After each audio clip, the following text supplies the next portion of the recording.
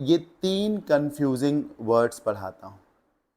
DECENT decent, DESCENT decent और DISSENT decent. ये decent है, इसको हल्का सा खींचिए। डिसेंट एक एडजेक्टिव है जिसका मतलब होता है सभ्य या भद्र या शालीन, डिसिप्लिन जिसको कह सकते हैं, modest, honest, humble, polite, decent. Decent look होता है, डिसेंट टॉक्स होती है, डिसेंट गेटअप होता है। मतलब आप कहीं पर गए कुछ कपड़े पहन के, तो अगर वो अच्छे कपड़े हैं तो वो डिसेंट गेटअप कहा जा सकता है। आप अगर सही से बात कर रहे हैं तो वो डिसेंट टॉक्स हैं सर। आप एक समझदार व्यक्ति हैं, सभ्य व्यक्ति हैं, तो you are a decent personality. ठीक, तो सभ्य, he is a decent personality and readily helps others. Readily मतलब इच्छा से, आसानी से। वो एक सभ्य व्यक्ति है जो बड़ी ही जल्दी दूसरों की मदद करना पसंद करता है। ये जो डिसेंट है, इसको मैथ से लेके आइए। मैथ्स में आप डिसेंडिंग ऑर्डर पढ़ते हैं, आप असेंडिंग ऑर्डर भी पढ़ते हैं। असेंडिंग ऑर्डर में चीज़ें बढ़ती हैं, प्लस होती हैं। डिसेंडिंग ऑर्डर में चीज़ें घटती हैं, माइनस होती हैं। डिसेंडिंग में चीज़ें ऊपर से नीचे आती, असेंडिंग में नीचे से ऊपर जाती हैं। तो ये घटने को कहते हैं, गिरने को कहते हैं। तो घटना, गिरना, ये डिसेंट है। गिरावट जिसको कह सकते हैं, गिरावट। आप इसे पतन भी कह सकते हैं। क्या कह सकते हैं सर? आप इसे पतन भी कह सकते हैं। आ गया ना समझ में? डिसेंडिंग ऑर्डर से रिलेट कर लीजिए, बस बन जाएगा। तो गिरावट या पतन जिसको आप डाउनफॉल भी कह सकते हैं, right. A heavy dissent in companies profit, company के प्रॉफिट में एक प्रकार से भारी गिरावट देखने को मिली। तो डिसेंडिंग ऑर्डर से रिलेट कर लीजिए, बिल्कुल ही सरल हो जाएगा। इसी का उल्टा असेंट होता है। असेंट में आप तरक्की करेंगे। अगर कंपनी का प्रॉफिट बढ़ा है तो वो असेंट है, वो असेंडिंग से बनता है। घटा है तो वो डिसेंट हो जाएगा।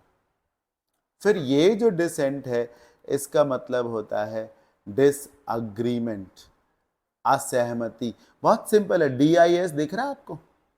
ये देखिए, डिसअग्री में भी DIS है, डिसअग्रीमेंट में भी DIS है। DIS से उल्टा भी बन हो जाता है वर्ड। ये देखिए, एक वर्ड होता है असेंट। असेंट का मतलब होता है अग्री करना, सहमत होना। तो इसी असेंट में डिसेंट जब कर देते हैं, DIS लगा देते हैं सेंट के पहले, तो वो डिसअग्री हो जाएगा, जिसका मतलब असहमति हो जाएगा।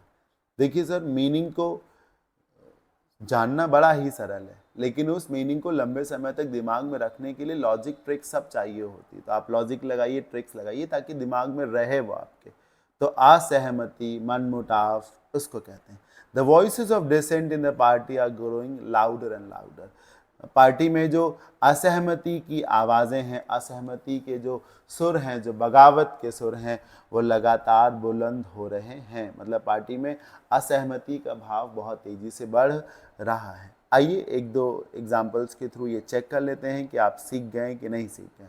पढ़िए, द स्पेस, डिसेंट, डिसेंट या dissent among the members of the group is palpable. Palpable मतलब होता है जो चीज़ विजिबल है, दिख रही है, यानी कि स्पष्ट है। यानी कि ग्रुप के जो सदस्य हैं उनके बीच में क्या चीज़ आपको स्पष्ट लग रही है?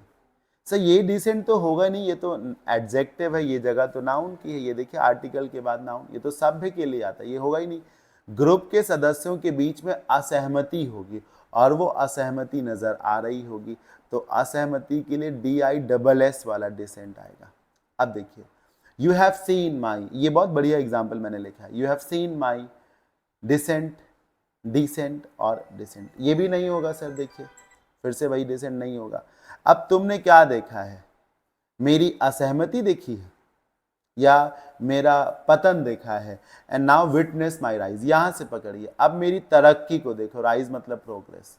मतलब तुमने मेरा पतन देखा है, अब मेरी तरक्की देखो। कहते हैं तुमने मेरा प्रेम देखा, अब मेरा गुस्सा देखो। तो तुमने मेरा पतन देखा है, अब मेरी तरक्की देखो। तो पतन को DESCENT वाला डिसेंट बोला जाएगा। मुझे पूरी उम्मीद है कि आपने ज़रूर इस वीडियो से कुछ अच्छा सीखा होगा। अगर ये सेशन आपको बेनिफिशियल लगा है तो आप इसे लाइक करें, कमेंट बॉक्स में जाके आप ये बता सकते हैं कि आपने क्या खास इस सेशन से सीखा है। आप चाहें तो इसे अपने फ्रेंड्स में शेयर भी कर सकते हैं। एक बार फिर से आप सभी को बहुत बहुत थैंक यू इस वीडियो को पूरा देखने के लिए। यूं ही मन लगा के पढ़ते रहिए और आगे बढ़ते रहिए। Happy learning.